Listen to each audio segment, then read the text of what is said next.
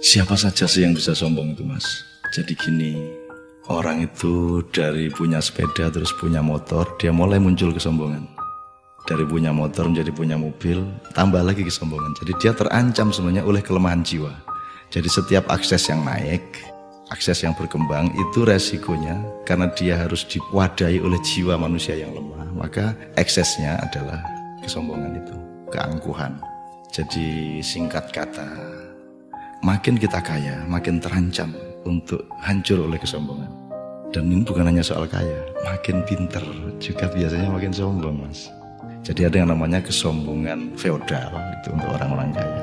Ada kesombongan kuasa, itu orang tuh makin berkuasa, makin sombong, makin tidak tahu bagaimana berdiri sejajar dengan orang lain. Jadi kekuasaan menciptakan kesombongan, kekayaan menciptakan kesombongan. Dan saya ingin mengatakan poin yang sebenarnya bukan itu. Kepandaian juga sangat berbahaya untuk memunculkan kesombongan kita. Dalam bahasa populer kita sebut keangkuhan intelektual.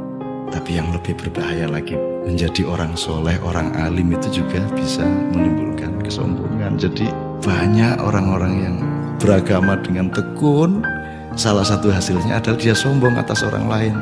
Diam-diam selalu merasa lebih hebat dari orang lain, lebih masuk surga daripada orang lain, lebih diterima Allah oleh orang lain.